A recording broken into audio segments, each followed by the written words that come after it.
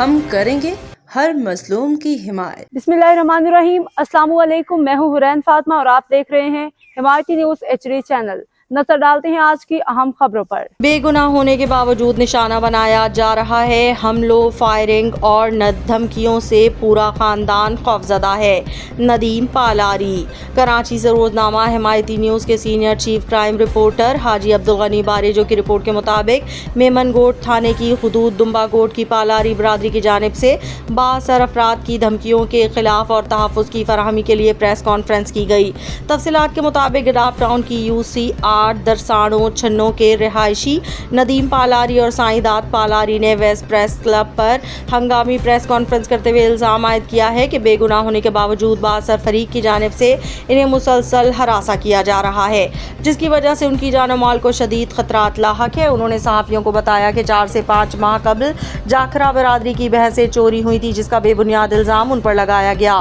उनका कहना था कि उन्होंने जाखरा बरादरी के मुअज़्ज़िज़ीन के सामने अपनी बेगुनाही साबित कर दी थी, जिसके बाद गुज़िश्ता माह असल मुल्ज़िमान सामने आ गए, जिनमें नज़ीर अहमद उलियानी, गुलाम और गल्लू और अब्बास उलियानी शामिल हैं, जिन्होंने जाखरा बरादरी को बहस से वापस भरने, नुकसान पूरा करने का एतराफ़ भी किया। नदीम पालारी और साईदात पालारी ने मज़ीद इल्ज़ाम लगाया कि अब मज़कूरा मुल्ज़िमान ने उन्हें निशाना बनाना शुरू कर दिया है। उनके भाई मुमताज़ पालारी और अली मोहम्मद पालारी मोटरसाइकिल पर जा रहे थे कि मुल्ज़िमान ने उन पर कुल्हाड़ियों और डंडों से अचानक हमला कर दिया, जिसके नतीजे में दोनों शदीद ज़ख्मी हो गए, जिन्हें फौरी तौर पर जिना अस्पताल मुंतकिल कर दिया गया। मुतासरीन के मुताबिक वाक़ई की FIR दर्ज होने के बावजूद मुल्ज़िमान उन्हें मुसलसल जान से मारने की धमकियां दे रहे हैं। उनके पास ऐसी वीडियोज़ और वॉइस रिकॉर्डिंग्स मौजूद हैं जिनमें मुल्ज़िमान नशे की हालत में असलहा लहराते हुए उनके घरों के सामने फायरिंग और गाली गलौज करते नजर आ रहे हैं, जिसकी वजह से घरों में मौजूद ख़वातीन, बच्चे और बुजुर्ग शदीद खौफ व हरास और ज़हनी अजियत का शिकार हैं।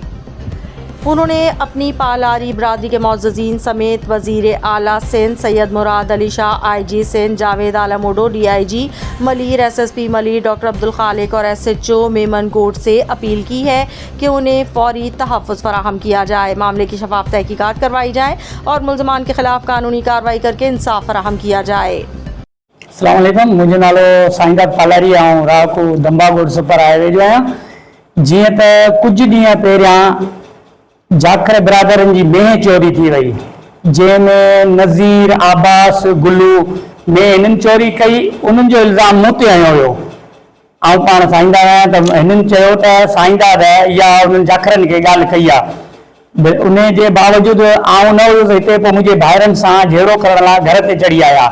ही शराब पी, कुआड़ियूं खणी, पिस्टल खणी घरनि ते आया, जंहिंमें मुंहिंजो भाउ मुमताज़ जेको आहे उहो ज़ख़्मी थी पियो, कुआड़ियुनि में धक लॻा, ऐं अली मोहम्मद भी ज़ख़्मी थी पियो, जंहिंखे असां जना मेडिकल जो जना हॉस्पिटल खणी वियासीं। उतां जो मेडिकल कराए असां थाणे ते पहुतासीं।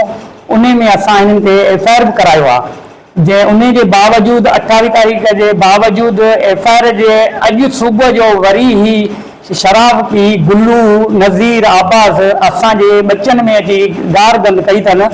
असां मौजूद शख्सियतनि खे जीअं एलाचारनि खे अर्ज़ु करियूं था, SSP मलीर आहे ऐं जीअं IG सिंध आहे ऐं जीअं मेमनगोट आहे, मेमनगोट SHO आहे, गडाफ SHO आहे, मलिक कैंड SHO आहे, उन्हनि खे अपील करियूं था त बराए महिरबानी असां ग़रीबनि खे तहफ़्फ़ुज़ ॾिनो वञे।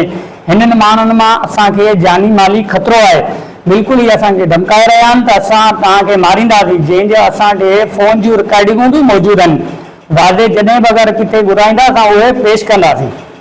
मां नदीम पालारी दंबागोट जो रिहायशी आहियां।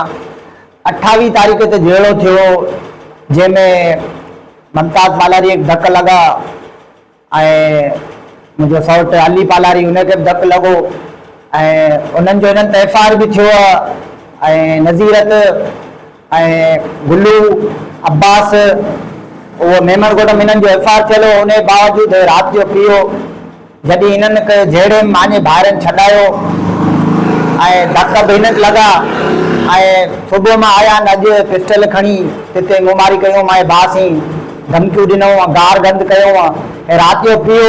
केॾी महिल कंहिं गारियूं काढीनि, फोन धमकियूं मारण जूं त असीं मारींदासीं। इन चवण तव्हां प्रेस क्लब ते आयो ई ऐं जेके बि आला नुमाइंदा आहिनि उन खां चई थो त हिननि खां असां जेके नज़ीर अलियाणी, अब्बास गुल्लू, इहे मारण जी धमकियूं आहिनि ऐं सभिनी टोटली पालारी ख़बर है, रियाज़त ख़बर है इन मसइले जी, जेको एडवोकेट वकील है फयाज़ पालारी दंबागोट असीं रिहायशी सभिनी माण्हू ख़बर त 28 तारीख़ खां वठी जेको असां विढ़ंदा अचनि, नाजायज़ू कंदा अचनि, केर बि हिन चवण वारो कोन्हे।